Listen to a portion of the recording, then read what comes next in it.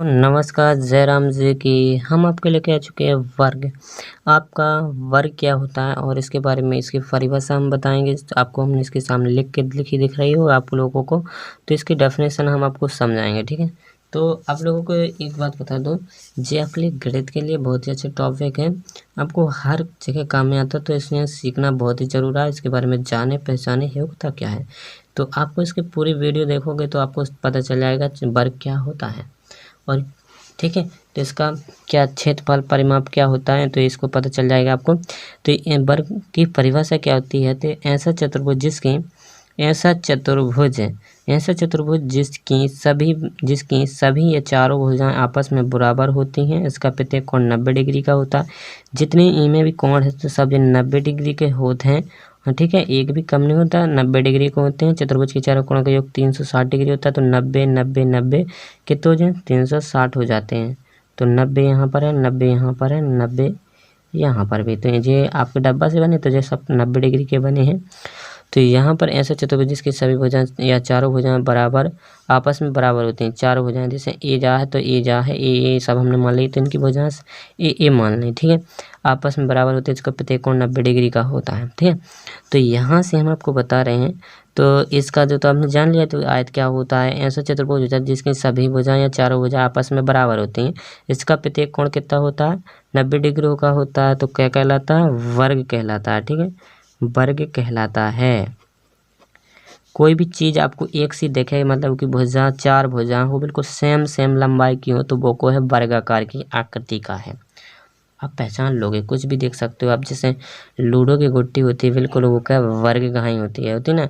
उनकी सभी भुजाएं का एक जैसे होती है, लेकिन उसमें घन होता है, वो घन होता है। आपको उसमें तो उसमें पृष्ठ होते हैं, यानी इसमें तो क्या एक दो पृष्ठ होता है।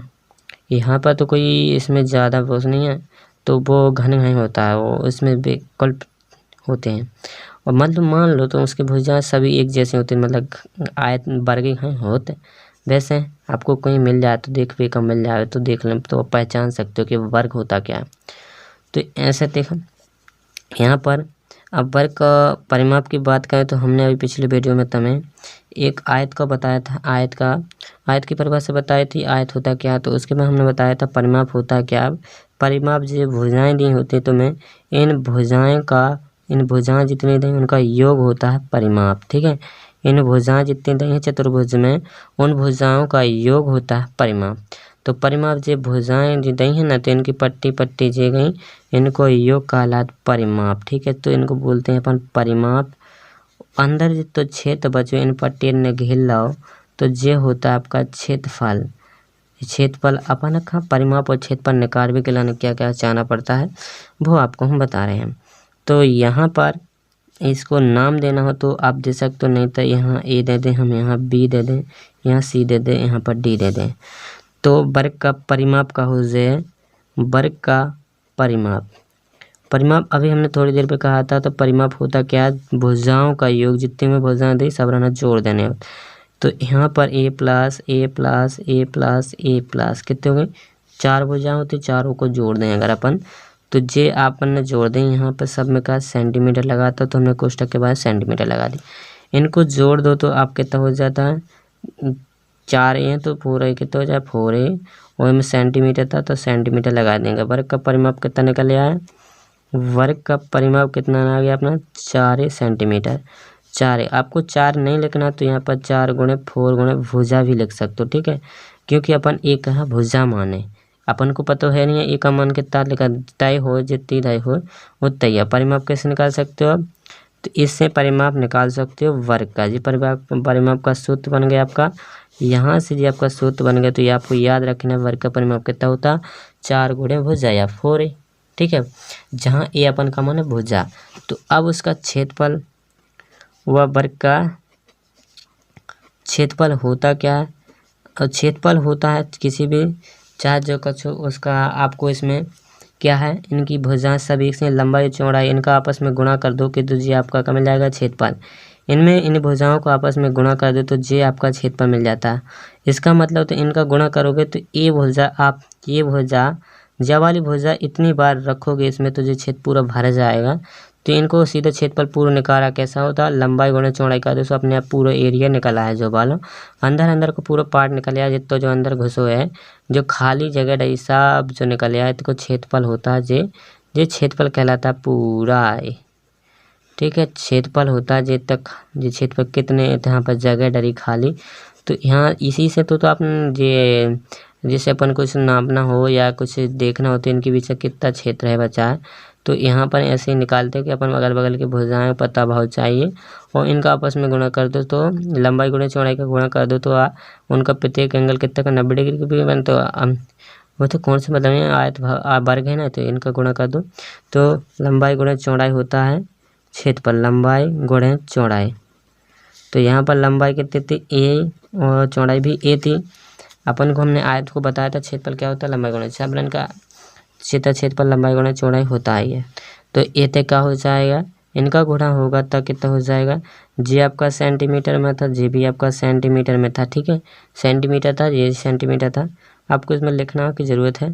तो यहाँ पर ए सेंटीमीटर का सेंटीमीटर में गुणा हो जाए, ए का ए में होगा तो स्क्वायर आ जाएगा और ये सेंटीमीटर स्क्वायर कैसा आ गया, ए स्क्वायर सेंटीमीटर स्क्वायर।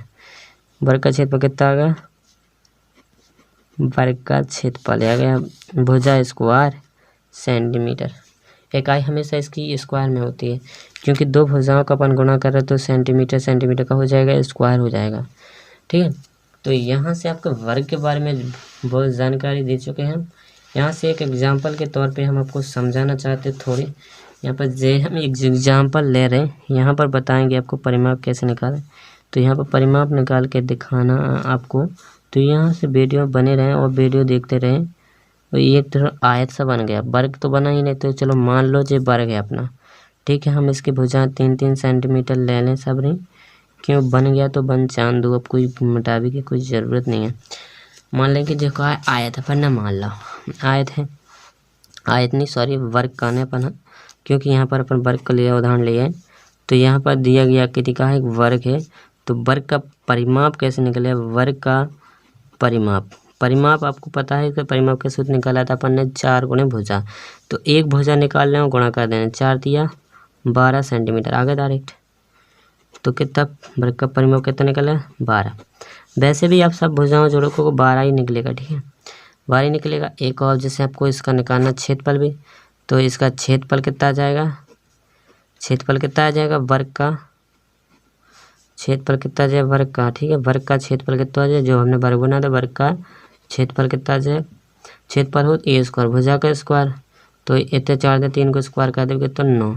वैसे अब इनको गुणा करो 3 तो का 9 और सेंटीमीटर स्क्वायर लगा दो पीछे का ही, बस निपट गए लियो हो गए। इतना से तो यार करना है, खेले खत्म लो बस, अपन को इतना से करना है।